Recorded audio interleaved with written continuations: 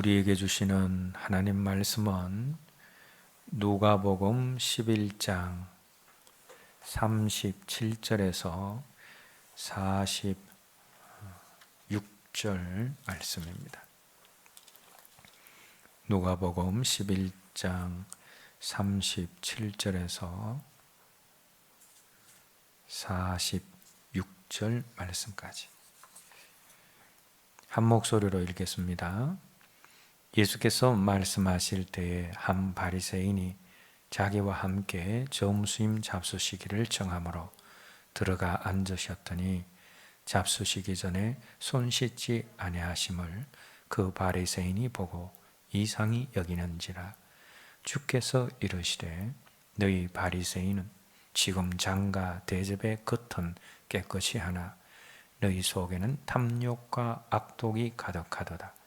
어리석은 자들아, 겉을 만드신 이가 속도 만들지 아니하셨느냐. 그러나 그 안에 있는 것으로 구제하라. 그리하면 모든 것이 너희에게 깨끗하리라.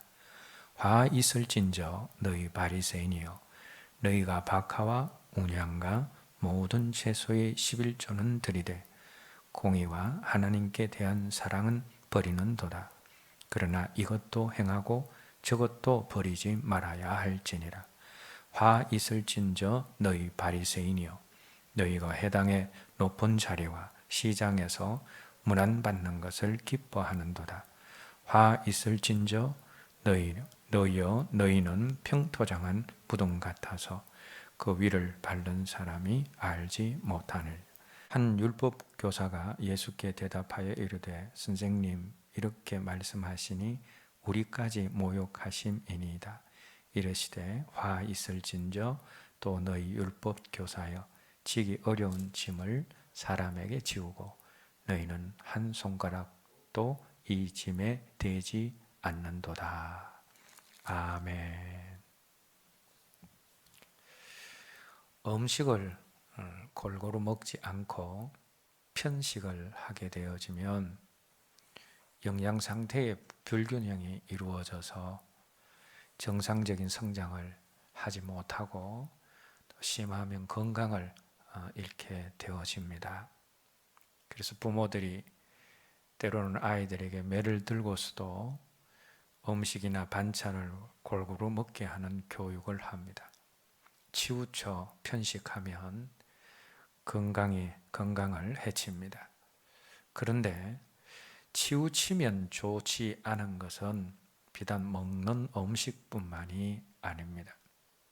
사람의 생각이나 또 취향이나 성향도 치우치면 안 좋습니다. 사람의 생각이나 취향과 성향이 편식처럼 한쪽으로 치우치는 경향이 유난히 강할 때 정신과 의사들은 그런 사람들에게 편집증이 있다라고 합니다.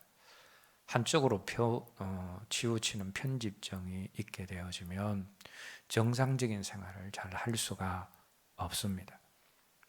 그런데 신앙에도 한쪽으로 치우치는 편중 현상이 있습니다. 어떤 분이 건강한 신앙적인 삶은 타원과 같다라고 했습니다. 원은 하나의 중심을 가지고 있지만 타원은 두 개의 중심을 가지고 있습니다.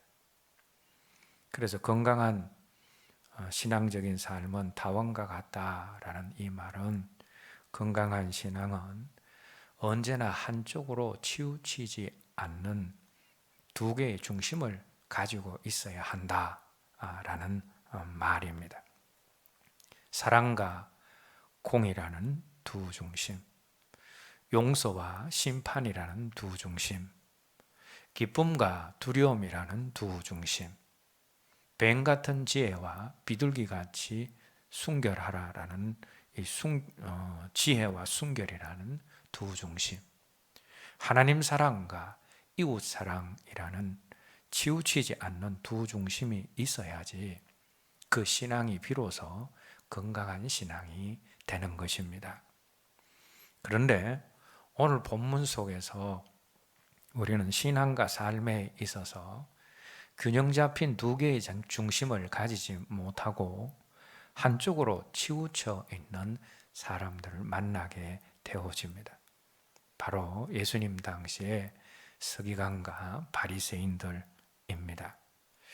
주님은 이들의 치우쳐진 모습을 이제 오늘 본문 42절 말씀에서 당시 바리새인들이 하고 있었던 11조 생활을 가지고 말씀하고 계십니다. 오늘 본문 42절 말씀 우리가 다시 한번 읽겠습니다. 화 있을진저 너희 바리새인이여 너희가 박하와 운양과 모든 채소의 11조는 드리되 공의와 하나님께 대한 사랑은 버리는도다. 그러나 이것도 행하고 저것도 버리지 말아야 할지니라. 여기서 바리새인들이 박하와 해양과 건채의 11조를 드렸다라는 이 말씀은 당시에 바리새인들이 11조 생활을 얼마나 철저하게 했는가를 우리에게 보여줍니다. 이들의 11조 생활은 철저한 것을 넘어서 오히려 도가 지나쳤다 해도 과언이 아닙니다. 11조는 본래 레위기 27장 30절에서 33절 말씀, 또 신명기 14장 22절에서 29절 말씀에서 하나님이 정하신 율법 조항입니다. 먼저 레위기 27장에 나오는 11조는 레위 지파를 위한 11조입니다. 이스라엘의 12지파 가운데 다른 지파들은 다 땅을 분배받아서 자신들이 농사를 지어서 소출을 얻을 수 있었지만 제사장들의 제사를 도와서 성전 일에 오로지 전념해야 하는 레위 지파들은 땅을 가질 수가 없어서 농사를 지을 수 없었기 때문에 다른 지파들이 내는 11조로 살아가야 했습니다. 그래서 레위기 27장의 11조는 레위 지파들의 생활을 위해서 다른 지파들이 내어야 했던 목이기도 했습니다. 그리고 신명기 14장의 11조는 매 3년마다 이스라엘 백성들이 내는 것으로 가난한 사람을 구제하는 성격을 띠는 토지에 관한 11조로 곡식과 포도주 그리고 기름의 11조로 구성이 되어져 있습니다. 그래서 이스라엘 사람들은 레위 지파를 위한 11조와 또 가난한 사람들을 위해서 3년마다 드리는 그 11조만 내면 11조의 의무를 나름대로 잘 감당을 한 것입니다. 그런데 오늘 본문 속에 바리새인과 서기관들은 그저 자신의 조그마한 텃밭에서 자라는 박하와 해향과 건채의 11조도 드렸습니다.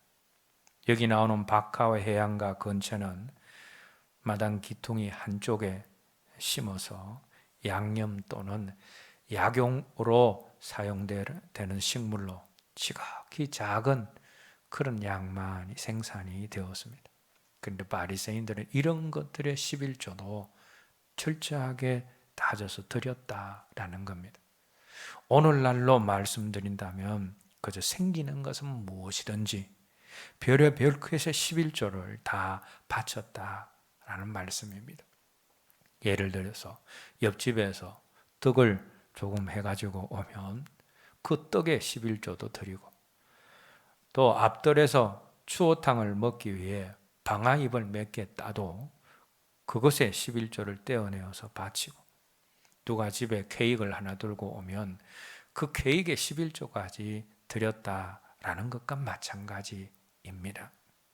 그런데 문제는 이들이 이렇게 율법에서 규정하고 있지 않는 박하와 운양과 모든 채소의 11조까지 드린다고 너무나 철저한 척 했지만 그러나 정작 더 중요한 율법의 정신인 공의와 하나님께 대한 사랑은 버렸다. 오늘 본문 속에서 예수님이 그렇게 말씀하고 계십니다. 같은 내용을 기록하고 있는 마태복음 23장 23절에서는 공의와 하나님께 대한 사랑을 버렸음을 좀 더 구체적으로 정의와 긍휼과 믿음을 저버렸다, 그렇게 말씀하고 있습니다. 정의와 긍휼과 믿음을 저버렸다 해서 주님이 말씀하신 이 세 가지 율법의 정신 중에서 정의는 바른 의를 말하고, 긍휼은 사랑을 말하고, 믿음은 신실함을 뜻합니다. 그런데 바리새인들과 서기관들이 별의별 11조는 다 내었지만 정의와 긍휼과 믿음으로 요약되어진 율법의 정신은 그들에게 없었고 그 율법의 정신을 지키지 않았다라는 겁니다. 여러분, 왜 율법이 존재합니까? 이 율법은 하나님과 사람과의 관계를 잘 정리하는 요소도 있지만, 그러나 율법은 사람을 위한 것입니다. 하나님이 율법을 주실 때 사람을 위해서, 또 사람의 행복을 위해서 주신다라고 말씀하셨기 때문입니다. 그래서 사람에게 의를 행하고 자비를 베풀고 서로를 신실하게 대하면서 서로를 유익하게 하는데 율법의 기본 정신이 있습니다. 그리고 이 율법의 정신대로 살아가는 것이 바로 예배요, 하나님을 섬기는 삶입니다. 그러므로 기도하고 예배하고 섬기고 봉사하고 헌신하는 교회 생활을 열심히 하는 사람의 중심에는 의로움이 있어야 하고 사랑이 있어야 하고 또 신실함이 있어야 합니다. 그렇지 않으면 오늘 본문 속에 나오는 서기관과 바리새인들과 다를 바가 없는 사람이 되고 마는 것입니다. 주일날 교회에 나올 때 제일 좋은 옷을 입고 나오고 헌금도 열심히 드리고 봉사도 열심히 하는 사람이 있습니다. 그런데 그 사람이 자신의 일터에서 그 주변 사람들에게 부정하다는 소문이 나 있고 사람을 무시하고 사업관계에서 쉽게 신실하지 못하고 약속을 어기고 있다면 그 사람은 정의와 긍휼과 신실함을 잃어버리고 있는 사람입니다. 우리들은 교회 생활 열심히 하는 것만큼이나 정직한 사람이 되기 위한 열심도 있어야 하고 또 다른 사람을 사랑하려는 그런 열심도 있어야 하고 맡은 바 책임을 다하는 사회인이 되기 위한 열심도 우리에게 있어야 합니다. 그러나 바리새인과 서기관들은 율법이라는 조문을 확대 해석하여서 의식적이고 형식적인 것들은 철저하게 지키는 것 같았지만 정말 중요한 율법의 정신은 그들이 버렸다라는 겁니다. 그래서 자비를 베풀기보다는 안식일을 지키는 것이 중요했습니다. 병든 자를 구하고 돕기보다 그 사람이 규례를 지키느냐 지키지 않는가에 그것에 더 주목을 했습니다. 그래서 율법의 정신이 율법의 조항들에 의해서 숨을 쉬지 못하게 했습니다. 이런 바리새인들을 향하여 주님은 율법의 정신인 의와 인과 신을 버렸다라고 말씀하신 것입니다. 자, 그런데 우리가 오늘 본문 속에서 놓치지 말아야 할 것은 우리 주님께서 더 중요한 정의와 긍휼과 믿음을 행하기 위해서 율법이 정한 11조를 하지 않아도 된다, 그렇게 말씀하시지는 않았다라는 겁니다. 금식과 구제와 기도와 11조가 서기관들과 바리새인들에 의해서 왜곡되고 형식화되어도 그리스도인은 그 정신과 함께 그 모든 조항들도 버리지 말라라는 겁니다. 율법의 정신을 가지고 있으면서 금식도 하고 구제도 하고 기도도 하고 11조도 드려라 라는 것입니다.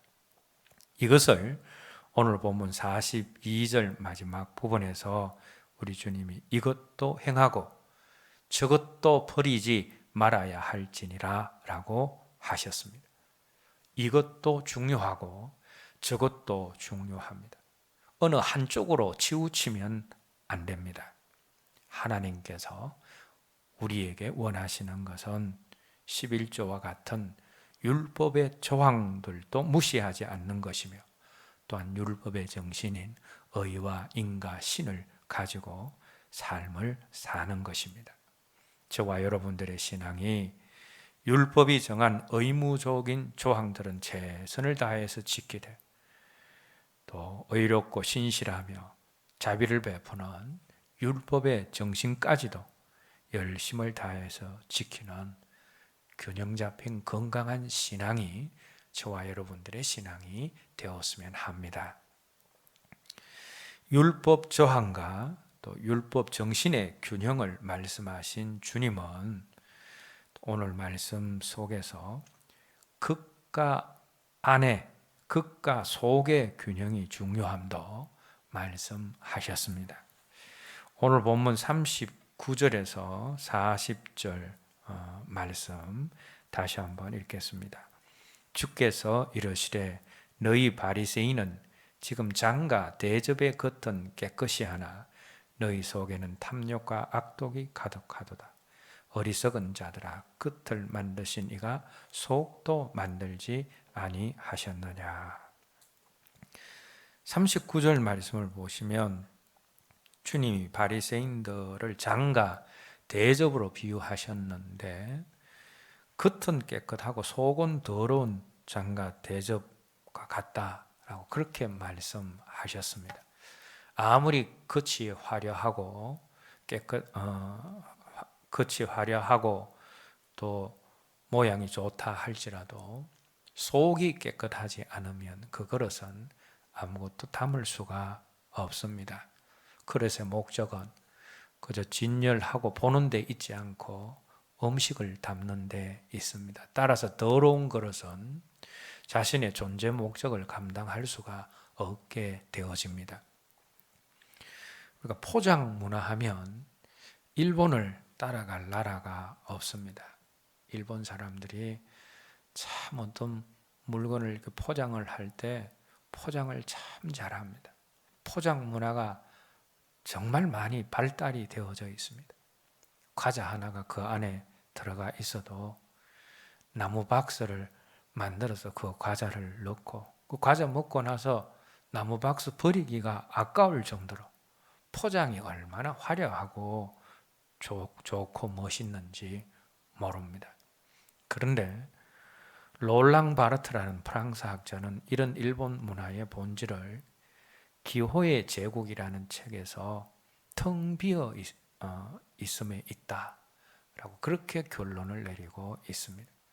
일본의 요란스러운 포장은 결국 비어 있음을 포장하기 위한 것이다 라는 겁니다. 그런데 요즘은 일본만 그런 것이 아닌 것 같습니다. 우리 한국도 만만치 않습니다. 포장을 얼마나 잘하는지. 과대 포장도 많고 또 과대 선전도 난무합니다. 그래서 이제는 아예 법으로 과대 선전, 과대 포장은 법으로 정해서 금하고 있습니다. 포장으로 물건의 진가를 과장하거나 속이는 일을 방지하기 위함입니다. 깨끗한 옷을 입었다고 해서 그 사람의 마음이 깨끗한 것은 분명히 아닙니다. 그런데 우리들은 흔히 깨끗한 옷을 입고 있으면 그 사람 자체도 깨끗한 것으로 여깁니다. 그래서 사기꾼들, 제비족들이 화려하고 깨끗한 옷을 입는 것입니다. 어쩌면 속이 많이 비어져 있기 때문에 겉을 더 화려하게 꾸미는 것입니다. 그런데 오늘 본문 속의 바리새인들과 서기관들의 신앙의 모습이 바로 이런 모습이다라는 겁니다. 그들의 오직 관심은 겉을 꾸미는 데 있었습니다. 그리고 그들의 속에는 주님이 말씀하셨는데 탐욕과 악독이 가득했다. 그래서 그들은 극과 안의 균형을 이루지 못한 삶을 살고 있는 겁니다.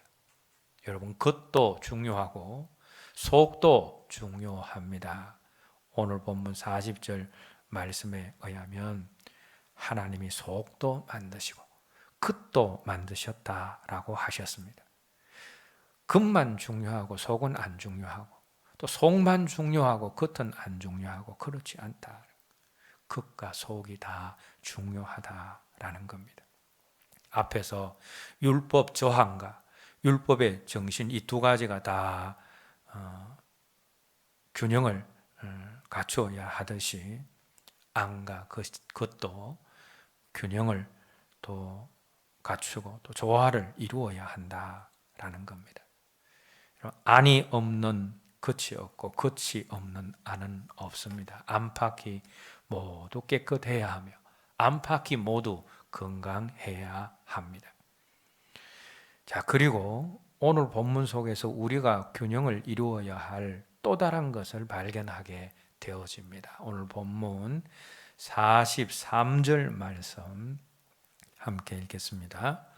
화 있을진저 너희 바리새인이여, 너희가 회당의 높은 자리와 시장에서 문안받는 것을 기뻐하는도다. 자, 우리 주님이 이 말씀에서 바리새인들이 문안받는 것을 좋아한다, 그렇게 말씀하셨습니다. 우리가 살아가면서 서로 문안하고 문안받는 것 필요합니다. 이것도 필요하고 저것도 필요합니다. 이것 역시 한편으로 치우쳐서는 안 됩니다.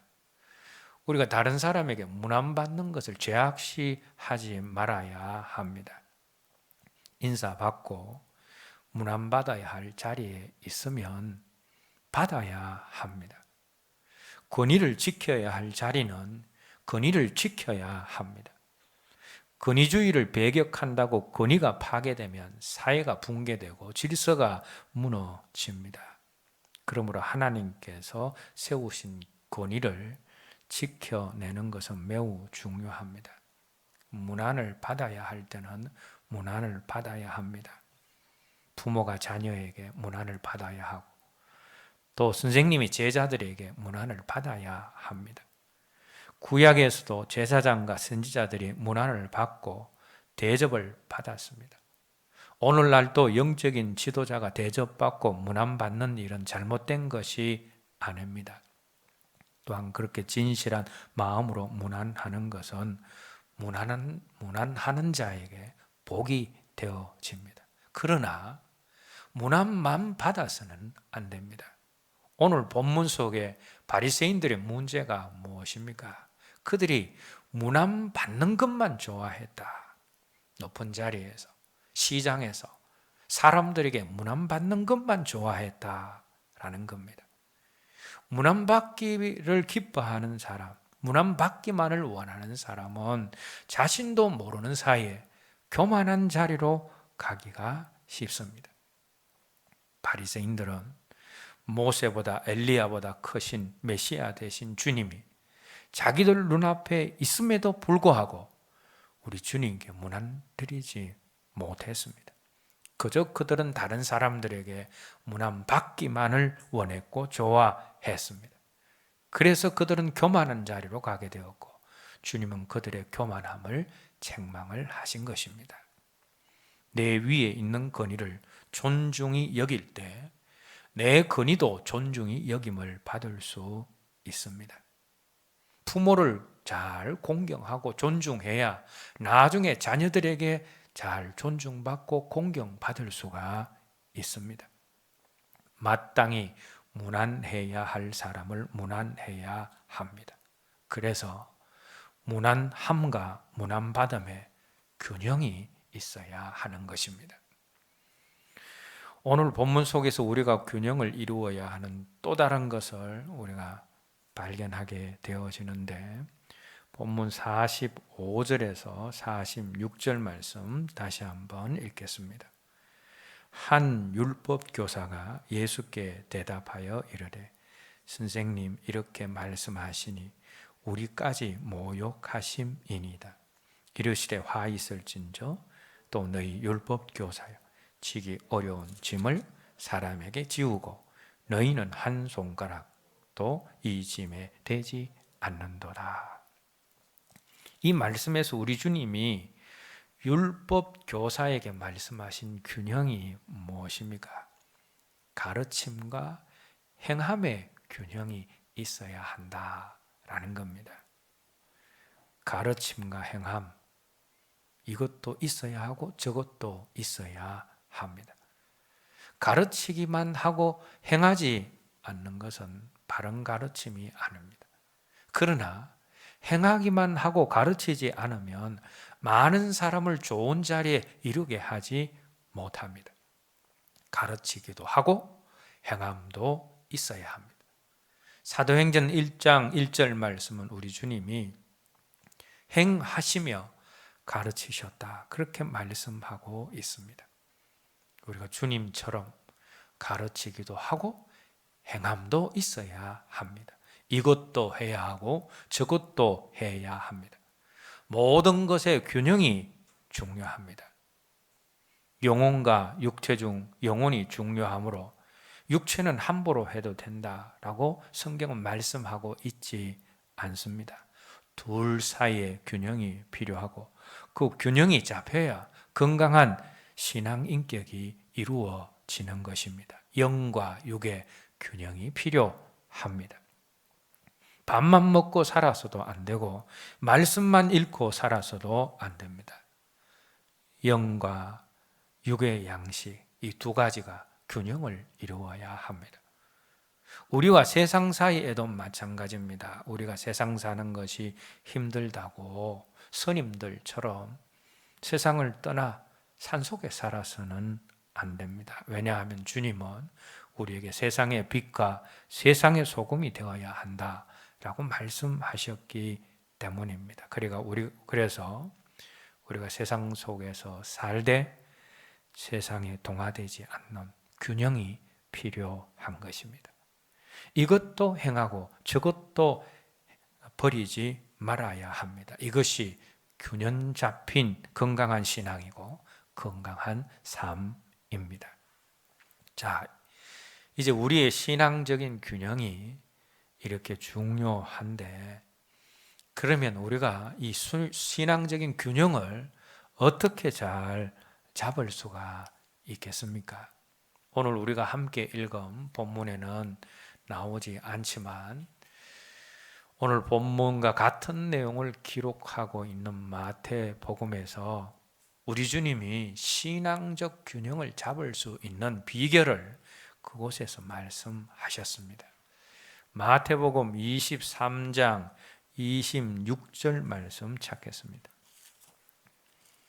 마태복음 23장 26절 말씀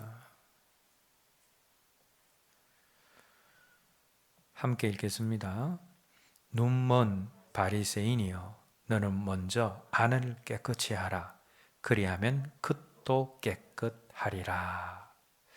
이 말씀을 보시면 먼저라는 말이 나오는데, 우리는 먼저라는 이 말 속에서 신앙의 균형과 삶의 균형을 쉽게 잡을 수 있는 비결을 발견하게 됩니다. 그것은 먼저 놓을 것을 먼저 놓고, 먼저 할 것을 먼저 하고, 뒤에 놓을 것은 뒤에 놓고, 뒤에 할 것은 뒤에 할 때에 균형이 바로 잡히게 되어진다라는 겁니다.